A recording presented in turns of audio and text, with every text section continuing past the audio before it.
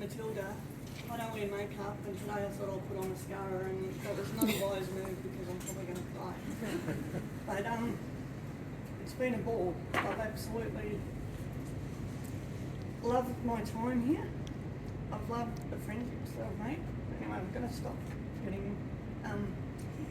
the one person I want to thank who's not here, who I love with all my heart, is Marion Easton, who many years ago I started a book club, and I didn't know Marion, and she somehow came along and was in that book club, and I had been at home with my children for 11 years, and I thought, I'm unemployable, like it's going to be hard to... And I came home one day and said to my husband, shit, I've got to get a job. I've just spent 15 hours this week in a coffee shop, because every time I go to the supermarket, I'd run into someone I knew. Oh, you want a coffee? Yeah. So, 3 hours later I'd leave, and it sort of culminated, and it was like 15 hours I spent sitting talking shit in a coffee shop, right? And Marion saw me and said, how you going? And I go, oh my God, I've got to get a job. And I told her, and that was that. And it just also happened that our kids did little athletics together, and she said to me, there might be a job at MDU. And I'm like, yeah, because people say shit like that, and with all good intentions, nothing usually comes of it. Didn't think of it. Well, the next Tuesday she rings me and she goes, well, can you start tomorrow? And I go, start what? What do you mean? What do you mean? She goes, just come and meet me on Friday, because we live near each other at this local cafe, right? Anyway, I rock up on Friday, dressed to the nines, because I've got a funeral around the corner, someone passed away. So I was all dressed up, and I'm walking along, and she's looking at me, she's going, you didn't have to dress for this interview. I'm going, no, it's not the case, right? But anyway, so I start working, and it was back in the day, and I'm going to say stuff that's probably not politically correct, but it doesn't matter, I'm out the door. Don't worry, Ben. I'm very worried. But anyway, when we were there, she said, you're going to be doing this and this, and this is your pay rate, right? Which seemed good to me because, I hadn't worked for so long. And she says, so I come in, and when I get my pay a few weeks later or whatever, I look at it and I go to, I think there's something wrong, that's too much. And she looks and she goes, oh no, that's all right, right?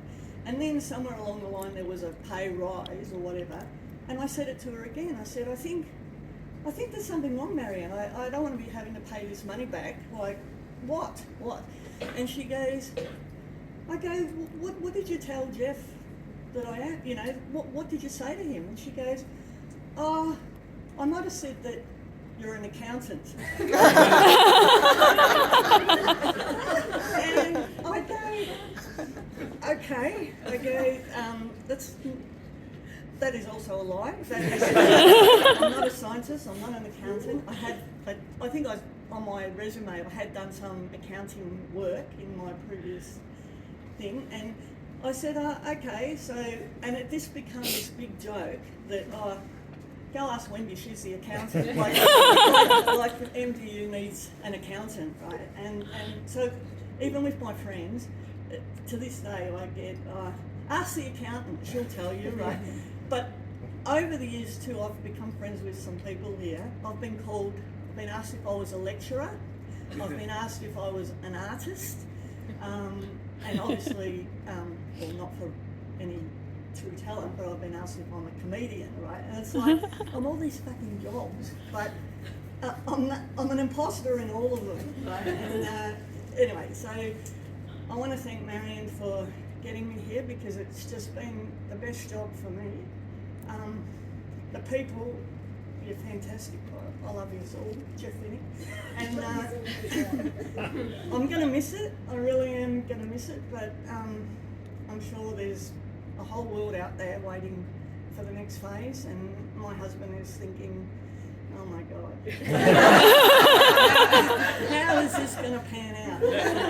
We were both sitting on Monday on the couch, and I've hurt my hip. We're about to go to Japan next week. I need a cortisone injection.